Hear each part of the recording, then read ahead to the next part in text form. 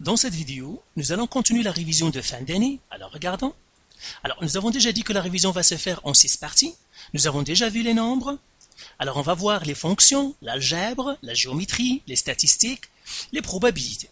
Alors maintenant, regardons les fonctions. Qu'est-ce que vous devez savoir sur les fonctions pour bien réussir votre fin d'année? Eh bien, premièrement, vous devez savoir trouver la règle de la fonction. Soit qu'on vous donne une table de valeurs, ou à partir d'un graphique, ou à partir d'une situation de problème. Vous devez savoir tracer le graphique, vous devez savoir trouver la relation réciproque, le domaine et l'image, et puis les nuages de points. Alors commençons par le premier, la règle. Ici, il me donne deux tables de valeurs, il me dit de trouver la règle. Premièrement, on va faire un petit rappel sur les fonctions que vous avez dans le programme. Alors, les fonctions que vous avez dans le programme, vous avez la première fonction, c'est les fonctions linéaires. Linéaire, parfois, on l'appelle aussi fonction à variation directe. Et la règle, c'est quoi? Y est égal à AX. Vous avez les fonctions affines. La règle, c'est Y égale à AX plus B. Et puis, vous avez la fonction constante. Ça, c'est Y égale à B. Mais dans la réalité, toutes ces fonctions-là, ils appartiennent à la même famille et c'est la famille des fonctions affines. Ça veut dire que quand je cherche la règle, je vais toujours la chercher sous la forme Y est égal à AX plus B. Ici, la fonction est linéaire, eh bien, je vais trouver qu'il n'y a pas de B, ça veut dire le B est 0. Si la fonction est constante, eh bien, je ne vais pas trouver de X, ça veut dire que je ne trouverai de A, je trouverai le A égal à 0. Donc, quand je cherche la règle, toujours, si c'est une affine, je vais la chercher sous Y est égal à X plus B. Maintenant, l'autre type de fonction que vous avez, ça c'est le premier type. Le deuxième type, c'est la fonction inverse. La fonction inverse, c'est Y est égal à K sur X. Ça veut dire quoi? Maintenant, vous n'avez que deux fonctions. Si on vous demande de trouver la règle, eh bien, soit que vous allez faire Y est égal à K sur X, soit que vous allez utiliser Y est égal à AX plus B. Alors maintenant, regardons ces deux tables ici. Comment je vais savoir est-ce que la règle ou bien le tableau de valeurs c'est une fonction d'une fonction affine ou d'une fonction inverse? Pour savoir si c'est une fonction affine, eh bien tout simplement je fais avancer. Ben, ici de 3 à 4 j'avance de combien? J'avance de 1. Ici j'avance de combien? J'avance de 1. Donc à partir de ces deux-là, je peux faire maintenant. Si j'avance d'ici à ici, j'avance de combien? De 40 à 30, j'avance de moins 10. De 30 à 24, j'avance de moins 6. Alors, vous voyez, le rythme avec lequel j'avance dans le X, c'est plus 1, donc il doit toujours le même. Mais vous voyez ici, le rythme avec lequel j'avance sur les Y n'est pas le même. Ça veut dire que ce n'est pas une fonction affine. Pour que ce soit affine, eh bien, le rythme avec lequel j'avance avec les Y et les X doivent être pareils. Alors, je vais vérifier, est-ce que c'est une fonction inverse? Pour savoir est-ce que c'est une fonction inverse, on va faire un fois. 3 fois 40, 120. 4 fois 30, 120. 5 fois 24, 120. Si je fais les autres, ça me donnerait encore des 120. Eh bien, si je les multiplie et je trouve 120, c'est que c'est une fonction inverse. Inverse. Et maintenant, la règle, ça serait quoi? Y est égal à K sur X. Mais le K, c'est quoi? Eh bien, c'est le 120 que je viens de trouver. Ça, c'est le K. Donc, Y, elle est égale à 120 sur X. Maintenant, je vais regarder dans ce côté-là, est-ce que c'est une fonction affine? Donc, je regarde de combien j'avance ici. J'avance de plus 2. Alors, après, j'avance de plus 2. J'avance de plus 2. J'avance de plus 2.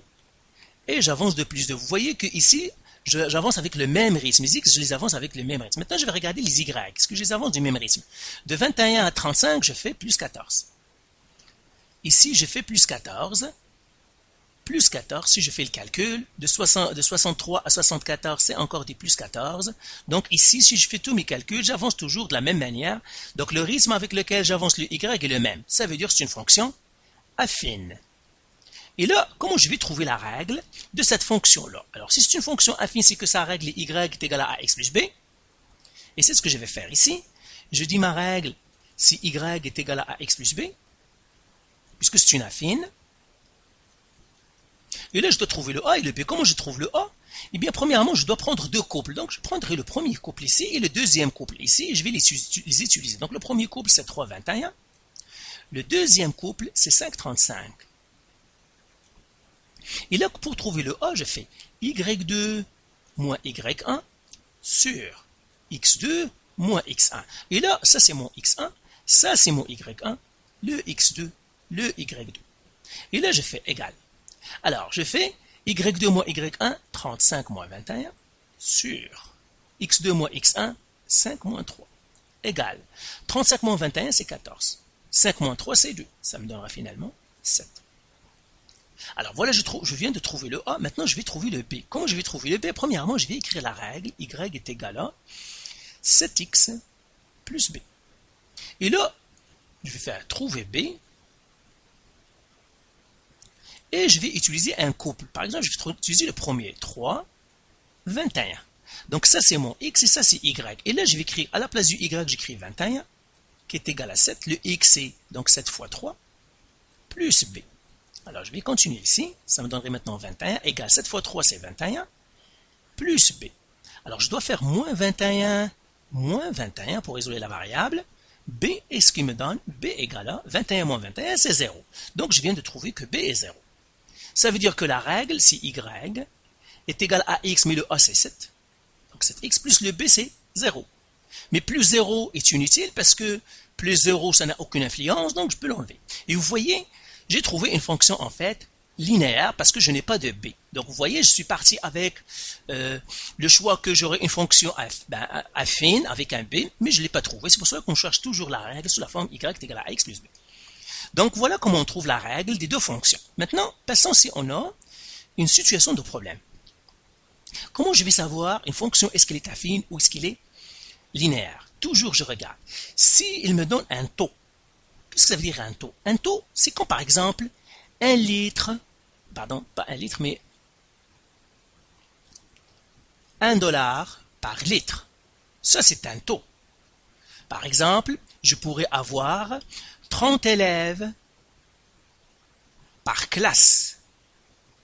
Donc, dès que vous voyez par, c'est un taux. Et ce taux-là, dès que je vois un taux, c'est que la règle est une fonction affine. Donc, si je vois que j'ai un taux, c'est la fonction affine. Et par suite, j'aurai la règle y est égal à ax plus b. Le a, c'est quoi? Il est égal au taux. Le b, c'est quoi? Valeur initiale par laquelle j'ai commencé. Valeur initiale. C'est-à-dire la valeur de départ. Valeur initiale, départ. Maintenant, comment je sais qu'une fonction est une fonction inverse? Eh bien, c'est quand vous avez un partage. Vous partagez quelque chose. Donc, partager quelque chose.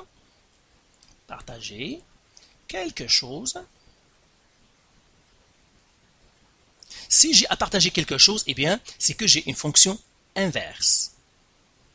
Et là, la règle, ça serait quoi? Y est égal à k sur x. Mais comment je vais trouver le k? Eh bien, le k, c'est la chose à partager. Qu'est-ce qu'on partage? C'est ça mon k. K égale ce qu'on partage. Qu'est-ce qu'on partage? Ce qu'on partage, c'est ça mon cas. Alors maintenant, on va voir comment on peut appliquer ça à quelques exemples. Ici, ils me disent par exemple, pour son voyage, Georges économise $40 par semaine. $40 par semaine, c'est un taux. Puisque c'est un taux, c'est mon A. Et la fonction maintenant, je sais déjà que c'est une fonction affine. Donc je peux déjà écrire ça, c'est une fonction affine. Et le A, c'est 40. La valeur de départ, il a déjà économisé $350. Ça veut dire qu'il a déjà au départ $350 et à chaque fois, il ajoute $40 par semaine. Donc ça, c'est mon B, c'est la valeur de départ. Donc déjà, je peux écrire la règle, c'est Y est égal à A, c'est 40, X, plus le B, c'est plus 350. Et une école loue un autobus à $450. Les élèves doivent payer ce coût. Ben, ça veut dire quoi?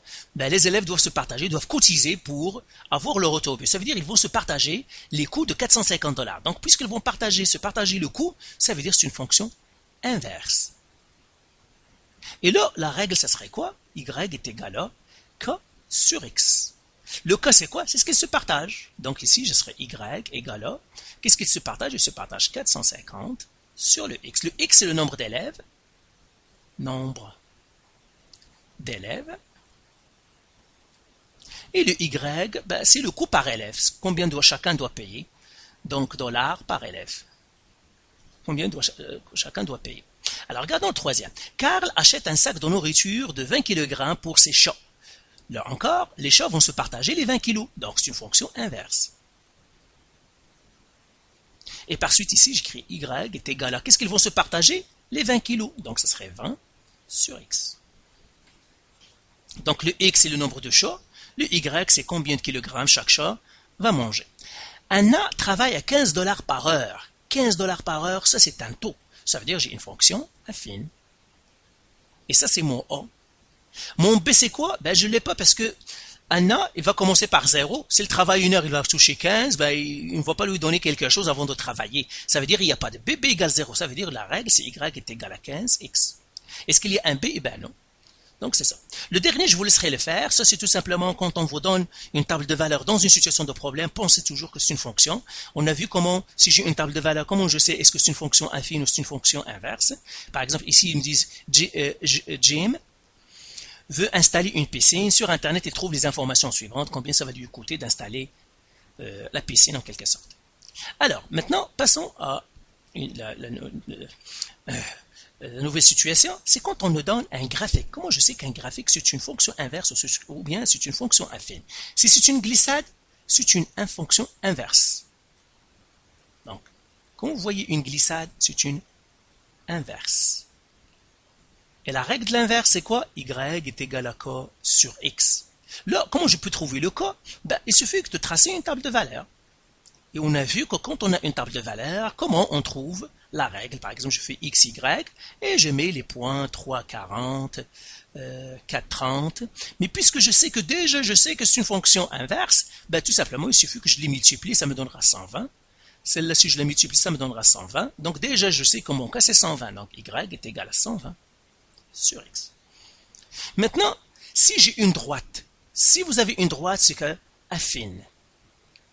Affine, droite. Donc, dès que vous voyez droite, c'est une affine, ou parfois ils vont vous le donner dans un texte, ils vous disent, ben, la droite telle, c'est que c'est une fonction inverse, fonction affine. Alors, qu'est-ce que je dois faire pour trouver la règle? Eh bien, je sais que la règle, c'est y est égal à ax plus b. Et là, il suffit que, par exemple, je prends 2 points, ou faire une table de valeurs encore, mais j'ai besoin pour que de 2 points, je peux prendre ces deux-là, ou n'importe 2 points, les 2 premiers, etc. Et puis je vais faire y2 moins y1 sur x2 moins x1, comme je vous ai dit tout à l'heure, donc on ne va pas le faire. Par exemple, moi je vous donne tout simplement les points. Par exemple, je prends les 2 points, 11,77, et un autre point, 13,91, et là je fais y2 moins y1 sur x2 moins x1, etc. Alors, maintenant, regardons une autre situation. Ici, ils nous disent, trouve la règle des fonctions suivantes. Ben, dans des situations, ce sont des résolutions de problèmes, ils nous disent de trouver la règle. Alors, je vais soulever ça pour que je puisse. Alors, la première, ils me disent, trouve la règle des fonctions suivantes, la règle de la droite passant par le point et ayant un taux. Donc, les mots-clés ici, droite, donc dès que je dois dire droite, ça veut dire c'est affine. Et par suite, la règle, ça serait quoi? Y est égal à ax plus b. Donc, déjà, je peux écrire, je cherche y est égal à ax plus b. Maintenant, ils me disent quoi? Ils me disent, passons par le point. Donc, ça veut dire, ils me donnent un point. Donc, je peux l'écrire, point. Il me donne un point. Quand vous avez un point, en général, c'est parce qu'il va vous donner le B. Si j'ai 2 points, il va me donner le A et le B. Mais si j'ai un seul point, c'est que il va me permettre de trouver le B. Je regarde, quelle autre information ils me disent? Ils me disent un taux. Ah, ça, c'est un mot-clé. Taux, on a des taux de variation, c'est le A. C'est un taux. Donc, ils me donnent le A. Puisqu'ils me disent le taux, ça veut dire le A est 4. Et là, je peux déjà écrire Y est égal à 4, X plus B. Il me donne un couple, ça c'est mon X, Y. Et là, j'aurai 3 égale 4 fois X, c'est 2, plus B. 3 égale 4 fois 2, c'est 8, plus B. Je fais moins 8 pour isoler la variable, ces deux-là vont partir. Et qu'est-ce qu'il me resterait? B est égal 3 moins 8 moins 5. Donc voilà, j'ai trouvé la règle ici à celle-là. Donc je peux effacer ça, écrire la règle.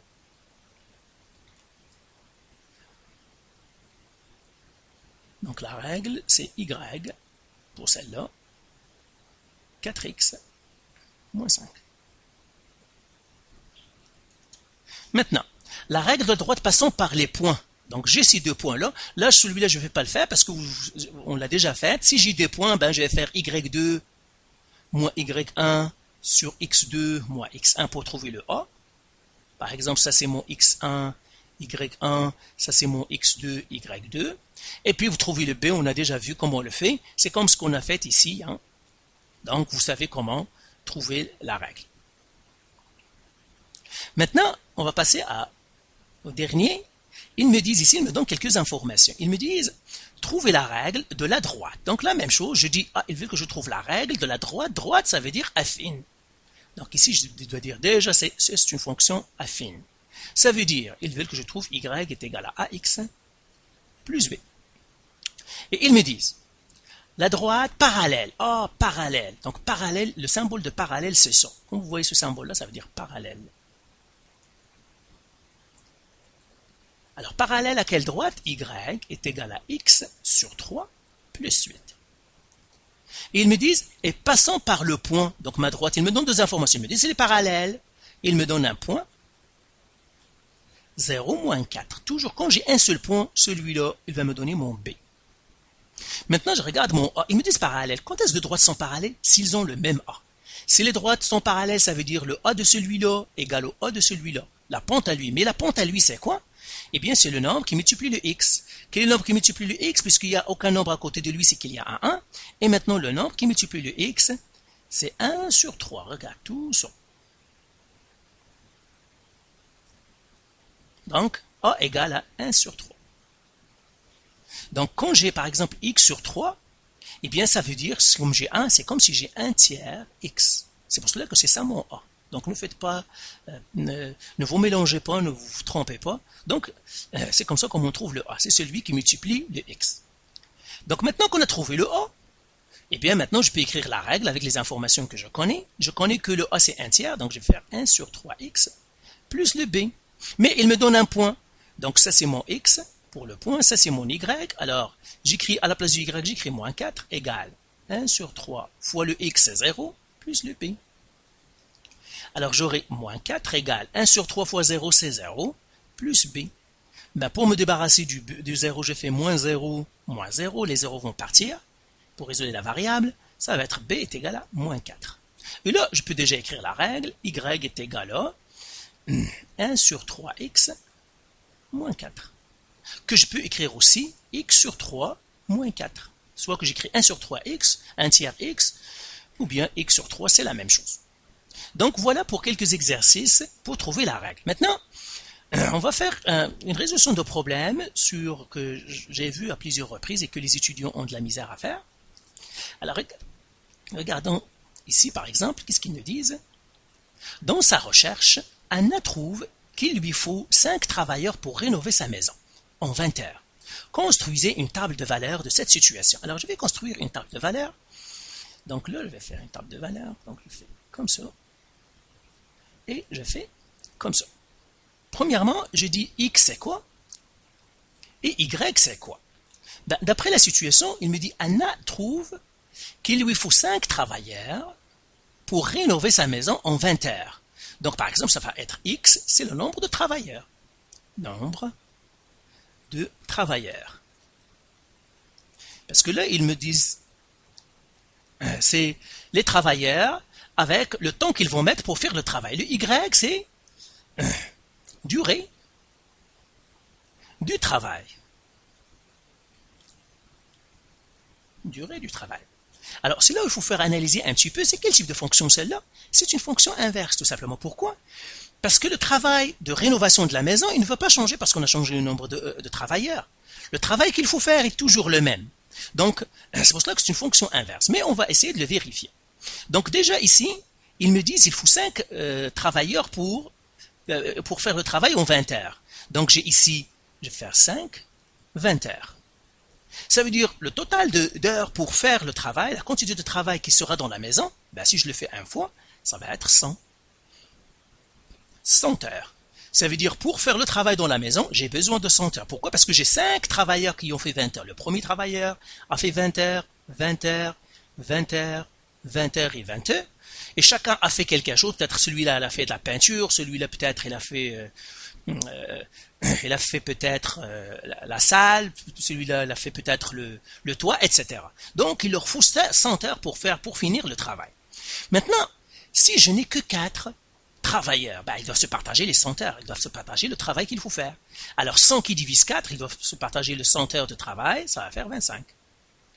Maintenant, s'il n'y a que 3 travailleurs, ben, s'il n'y a que 3 travailleurs, ils doivent se partager les 100. Les 100 heures de travail, ça veut dire ça va être 33,33 périodiques heures. S'il n'y a que 2, ben, chacun doit faire 50 heures de travail. S'il n'y a qu'un seul, il doit faire les 100 heures.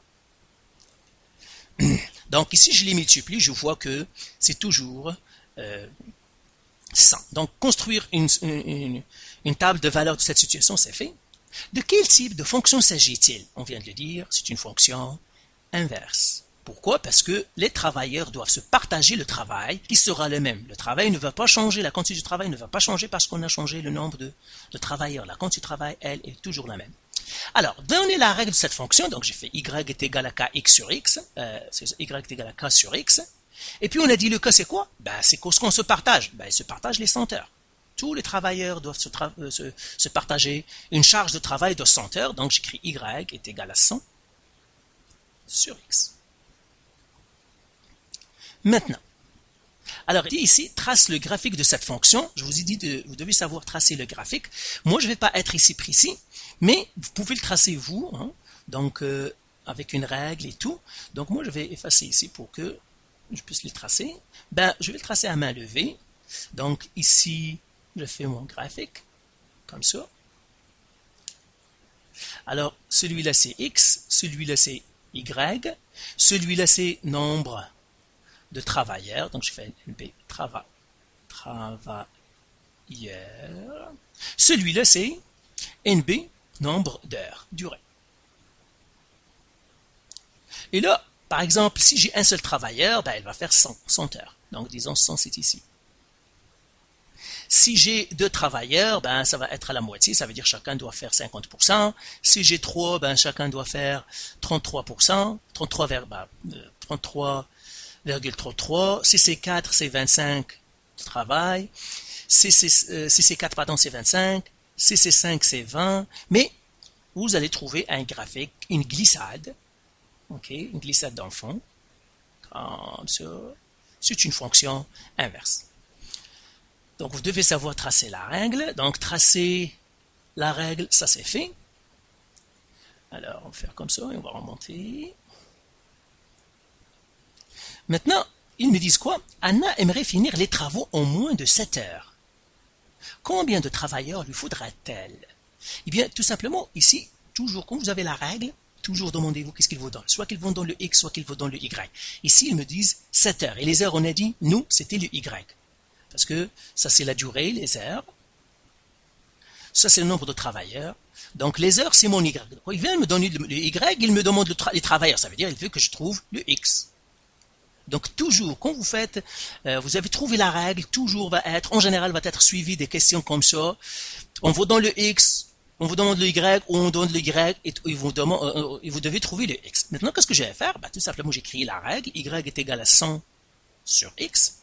Et là, je mets à la place du y le 7. Donc, j'ai ici 7, parce qu'il me donne le y égal à 100 sur x. Alors, je vais faire, parce que celui-là, il n'est sur rien, je fais sur 1, et je fais le produit croisé. Ben, tout simplement, qu'est-ce que je vais faire? Produit croisé. Donc, je fais x, il est égal à 1, fois 100, qui divise 7. Et là, eh bien, combien d'heures de travail ça va lui prendre? Donc, si je fais ce calcul, je trouverai 7 est égal à 14,30 travailleurs. Mais comme on ne peut pas avoir une virgule travailleur, je ne peux pas avoir la moitié ou le tiers d'un travailleur, donc je dirais, ben, il lui faut 15 travailleurs. Donc ici, je dis, il lui faut 15 travailleurs. S'il veut faire son travail en moins de 7 heures. Alors maintenant, non, c'est pas ici que je dois l'écrire, je dois l'écrire. Donc, combien de travailleurs? Je dois lui dire, ici, 15 travailleurs. Maintenant, la deuxième, ils me disent ici, Anne ne trouve que 8 travailleurs. Combien les travaux vont-ils prendre de temps? Donc vous voyez ici, il me donne les travailleurs. Et les travailleurs c'est quoi? C'est X, donc il vient de me donner le X. Il veut que je trouve le temps, mais le temps c'est quoi? C'est le Y, donc c'est ce qu'il veut que je trouve le Y. Alors la même chose ici, qu'est-ce que je vais faire? Puisque j'ai la règle, ben, je vais utiliser la règle. Donc dès que vous avez trouvé la règle, en général il y a des questions qui suivent, qui sont pareilles comme ça. Donc j'écris Y est égal à 100 sur X, et j'ai mis maintenant à la place de chacun, puisque je connais, je cherche le Y, je ne l'ai pas, j'ai fait 100, et le X il me l'a donné, c'est 8. Et là j'ai fait cette division, ça me donnera Y est égal à 12,5 heures. Donc ça va prendre 2 heures et demie, donc 12,5 heures. Voilà. Maintenant, on va prendre une autre situation, c'est les fonctions. Alors, dans les fonctions, on va regarder la fonction réciproque. Premièrement, parfois, ils vont vous dire, est-ce que, par exemple, le graphique ici est une fonction ou non? Comment je vais savoir est-ce que c'est une fonction ou non? Eh bien, tout simplement, je vais tracer, je regarde quelles sont les verticales, les droites verticales, je trace. Par exemple, si je trace une verticale, tracez la verticale et regardez combien de fois vous touchez le graphique. Si vous ne pouvez toucher le graphique qu'une seule fois, par exemple, quand je trace mes verticales, je ne peux le toucher qu'une seule fois. Je ne peux pas le toucher plus qu'une seule fois. Ça veut dire quoi? Ça veut dire c'est une fonction. Une fonction, ça veut dire quand je trace des verticaux, des verticales, je ne peux toucher le graphique qu'une seule fois. Alors, je regarde celle-là et je trace mes verticales. Est-ce que je peux ne pas la toucher une seule fois? Par exemple, si je passe mon vertical ici, je vois que je la touche 2 fois. Et bien, puisque je la touche 2 fois, ça veut dire que c'est pas fonction. Donc, une fonction, pour que un graphique soit une fonction, il faut que les droites verticales que je trace ne peuvent toucher le graphique qu'une seule fois. Maintenant, s'il vous donne une table de valeurs, alors ça c'est mon X, toujours le haut c'est X, le bas c'est Y, eh bien je regarde, est-ce que les X ne se répètent pas? Par exemple, je vois ici 3, 3. Alors je vois que les X se répètent, mais les Y de ces X ne sont pas pareils. Eh bien, puisque les X se répètent, je dis pas fonction. Ce n'est pas une fonction. Donc, ça n'est pas une fonction. Maintenant, donc, on vient de parler de fonction et pas fonction. Comment on doit trouver est-ce que c'est une fonction ou pas? Alors maintenant, on va voir la fonction réciproque. Qu'est-ce que ça veut dire une fonction réciproque? Une fonction réciproque, en fait, c'est tout simplement on change le X et le Y. Alors, ici, ça c'est X.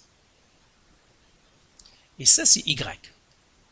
Alors là, je vais tracer une table de valeurs, ici. Voilà ça. Et là, au lieu qu'en haut, je vais écrire nombre de personnes, je vais écrire nombre de points. Donc, ce qui était en haut va être en bas. Et ce qui était en bas va être en haut. C'est ça la fonction réciproque. Alors là, ça va être nombre de personnes. Nombre de personnes. Et là, je vais écrire ce qui était en bas ici. Je vais l'écrire en haut. Ça va être 30, 55, 40, 60, 65, 70, 78, 78. Et ce qui était en haut, je vais le mettre en bas. 2, 3, 3, 4, 5, 10, 12, 16. C'est ça la fonction réciproque. Attention, ça s'appelle toujours X et ça s'appelle toujours Y. On ne change pas les X et les Y. Les X, ça va toujours la première colonne, la première ligne, ça s'appelle X, celle-là, ça s'appelle Y. Même à l'inverse, X, Y. Seulement, le nom des axes vont changer. Le nom des variables vont changer. L'axe ici, l'axe des X, ça s'appelle nombre de personnes, mais ici, l'axe des X va s'appeler maintenant nombre de points. L'axe des Y, ça s'appelle nombre de points, mais dans la réciproque, l'axe des Y, ça s'appelle nombre de personnes. Alors maintenant, cette fonction-là, est-ce que c'est une fonction ou non, cette relation réciproque? Ça, c'est la relation réciproque. Relation réciproque. Maintenant, la question, est-ce que c'est une fonction ou non? Toujours la même chose, je regarde que les X. Est-ce qu'il y a des X qui se répètent? Oui, j'ai 78 ici, 78. Est-ce que les Y de ces X sont pareils? Non, ils ne sont pas pareils. Ça veut dire pas fonction. Donc la réciproque ici n'est pas une fonction. Alors, s'ils me donnent un graphique et qu'ils veulent que je trouve la réciproque, il suffit que je trace une table de valeurs. Par exemple, s'ils me disent, ben, vous avez cette fonction-là, eh bien, faites la réciproque de celle-là, il suffit que je trace la table de valeurs pour celle-là. Par exemple, ça je l'appellerai x, ça c'est mon y. Donc, je fais une table de valeurs pour celle-ci. Comme ça. Donc, ça c'est mon x. Ça c'est mon y. Et puis, par exemple, je prends les valeurs, une table de valeurs. Donc, ici, ça c'est 1. Je prendrai 2, 3, 4, 5. Et puis, je vais lire les points. Par exemple, ça c'est 2. Pour 2, c'est à peu près 1.8. Pour 3, c'est 2. Pour 4, c'est 2.3 peut-être, ou bien 2.3. Pour 5, par exemple, donc ça c'est 1, 2, 3, 4. Ça c'est 5. Alors pour 5, ça pourrait être, par exemple, ici j'ai 1, 2, donc 2.8, par exemple 2.8. Et pour trouver maintenant la fonction réciproque, eh bien je vais inverser les valeurs, mais puisque c'est x et y, je n'ai pas de nom pour les axes, donc je n'ai que x et y, ça va rester toujours ça, x et y seulement. Je vais renommer, par exemple, je vais recopier ceux qui sont en haut, en bas je vais les mettre en haut, 1,8, 2, 2,3, 2,8, et ceux qui sont en haut, je vais les mettre en bas, 1, 2, 3, 4, 5. Et là, qu'est-ce que je dois faire? Eh bien, tout simplement, s'ils me disent aussi de tracer le graphique, ben, je trace ce graphique-là. Donc, c'est comme ça comment on trouve la réciproque d'une fonction, la relation réciproque. Alors, maintenant, passons à autre chose. On va passer au nuage de points. Alors, les nuages de points, en fait, ce ne sont pas des fonctions ni linéaires, ni affines, ni inverses. Alors, moi, j'ai déjà construit le nuage de points parce que je ne veux pas perdre de temps. Donc, voilà le nuage de points pour la première et la deuxième. Donc, on vient de construire le nuage de points. Comme ça. Donc, je vais faire ici fait. Ben, vous devez savoir faire le nuage de points. Je ne crois pas que vous aurez de la misère à le faire. Maintenant, parce que vous avez une table de valeurs, maintenant, qu'est-ce qu'ils nous disent? Sur le graphique construit en A, trace la courbe la mieux ajustée au nuage de points. La courbe la mieux ajustée, par exemple, ici, je vois que c'est une courbe qui est une glissade. Ça veut dire que c'est une fonction affine. Ici, la plus approchée, c'est une fonction inverse, pardon, une glissade. Ici, c'est une fonction affine, c'est une droite. Donc ici, c'est inverse.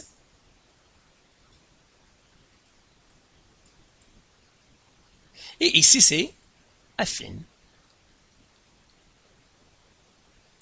Alors maintenant, deuxième question. Puis identifier le type de chaque fonction. Alors chaque fonction, la première ici, c'est une fonction inverse, on vient de l'écrire. La deuxième, c'est une fonction affine, parce que c'est une droite. Donc la plus qui s'ajuste le plus au nuage de points, dans ces cas, la première c'est inverse, l'autre c'est affine. Pour chaque nuage de points, estime la valeur.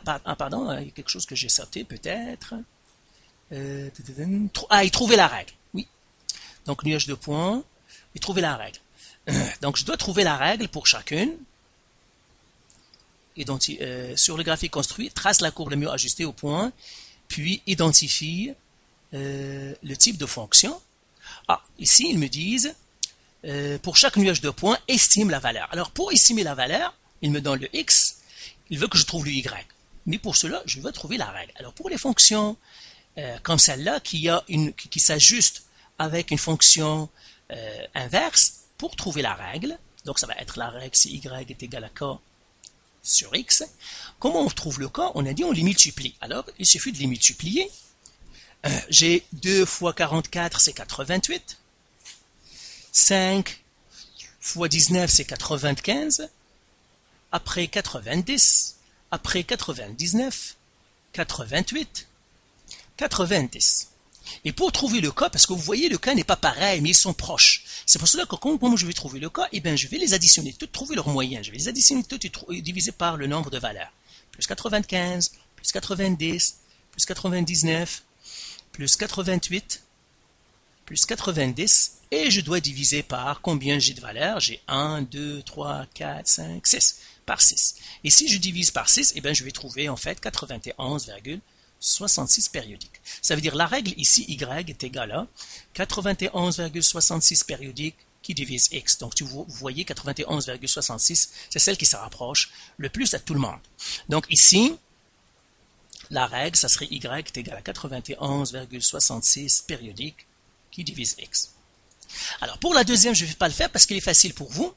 Tout simplement, c'est une droite. Donc, la deuxième, c'est une droite.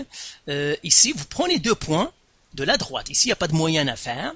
Vous prenez 2 points que vous pouvez lire. Par exemple, vous prenez lui, mettre un x parce que pour dire que ce n'est pas un point du nuage. Je prends celui-là aussi de la droite et j'ai fait y2 moins y1 sur x2 moins x1 et puis pour trouver mon b. Ici, je ne vais pas le faire pour ne pas perdre de temps, mais si vous le faites, vous allez trouver y est égal 5,33 périodique x. Okay? C'est ce que vous allez trouver si vous faites ces 2 points-là et vous faites ça. Alors maintenant, on va répondre aux questions. Pour chaque nuage de points, estime la valeur de y pour x est égal à 7. Donc, on va passer à une autre fenêtre. Ici, pour la première, il me donne x et il me dit de trouver y. Donc, pour la première, je vais écrire y est égal à 91,66 sur x. Il me donne le x. X, c'est quoi? C'est 7. Donc, je fais 91,66 sur 7. Et là, je fais ce calcul. Ben, si je fais ce calcul, ça me donnerait à peu près 13. À peu près, pas 13, mais 33, 37, je vais le faire ici. Hein. Je vais le faire pour m'assurer, pour ne pas faire d'erreur. Donc, celui-là, on l'annule. 99. Ah, 91, pardon, c'est pas 99, je ne sais pas pourquoi. C'est 91,66 qui divise 7, qui me fait 13. Donc, c'est à peu près 13. Donc, ici, la valeur que j'ai, c'est à peu près 13. Dans la deuxième, ils me disent toujours x égale à 7. Ben, la même chose, je vais faire y est égal à 5,33 périodique x. Il me donne le x c'est 7, j'ai fait 5,33 fois 7. Et ça me donne finalement y à peu près égal à 37,33 périodique. Voilà. Maintenant, la deuxième ici, il me donne x est égal à 30. Donc, moi, je ne vais pas faire ça. Je vous laisserai le faire parce que c'est la même chose. Ici, c'était x est égal à 7. Maintenant, il me donne une autre valeur, x est égal à 30. Vous allez savoir faire. Ben, si vous le faites, ici, vous allez trouver à peu près 3. Et ici, à peu près 160. Mais je vous laisse les faire. Donc, voilà pour les fonctions. Donc, si vous avez de la misère, faites les exercices du site et de vos manuels. Et si vous avez encore de la misère ou des questions, vous pouvez nous contacter.